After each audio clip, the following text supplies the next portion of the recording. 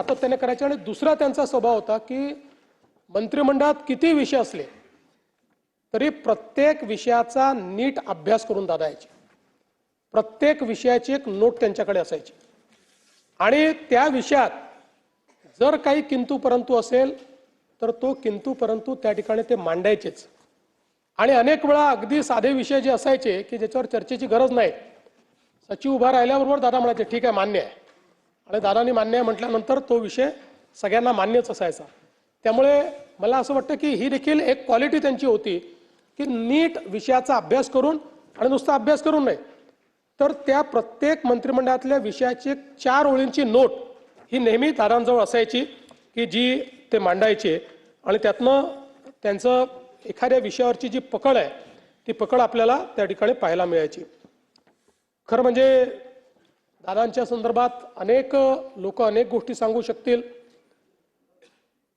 त्यांच्या वक्तशीरपणाबद्दल देखील अनेक या ठिकाणी आपल्याला गोष्टी सांगता येतील। पण हे सगळं होत असताना वरकरणी दादा अतिशय कडक अशा प्रकारचे वाटायचे। पण माझा अनुभव असा होता की पहिल्यांदा एखाद्याशी कडक बोलल्यानंतर मग त्याच्याशी ते प्रेमळ देखील बोलायचे। आतून ते अतिशय प्रेमळ होते। त्यांचा स्वभाव होता की पहिल्यांदा एखाद्याला जसा मिलिटरीचा अधिकारी एकदम स्ट्रेट करतो असा स्ट्रेट करायचे, आणि त्यानंतर मात्र त्या व्यक्तीला सांभाळून घ्यायचं आणि त्या व्यक्तीचं जे काही कार्य आहे ते कार्य करायचं।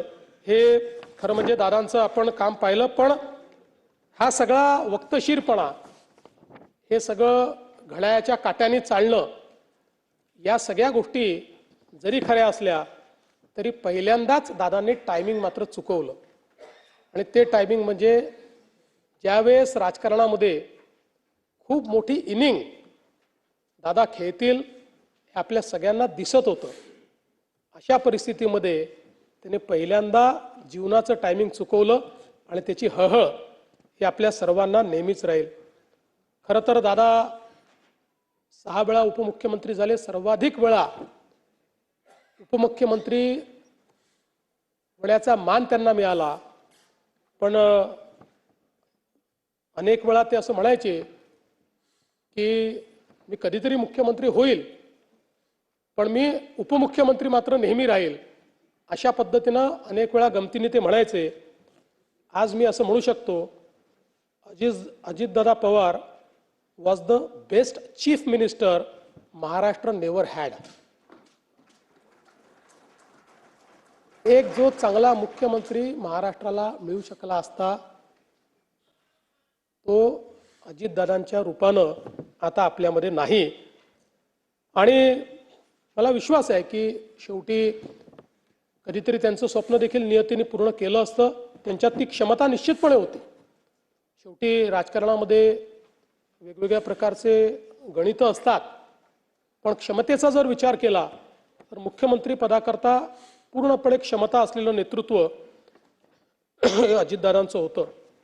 खरं तर मी असं म्हणेन की राजकारणामध्ये आपल्याकडे अनेक नेते आहेत, अनेक दादा आहेत, आणि सगळ्याच दादांनी चांगलं काम केलं आहे। पण महाराष्ट्रामध्ये वसंतदादा आणि अजितदादा ही 2 नावं अशी आहेत की ज्यांना दादा म्हणून नेहमीच महाराष्ट्र हा त्यांच्या कामाकरता या ठिकाणी लक्षात ठेवेल।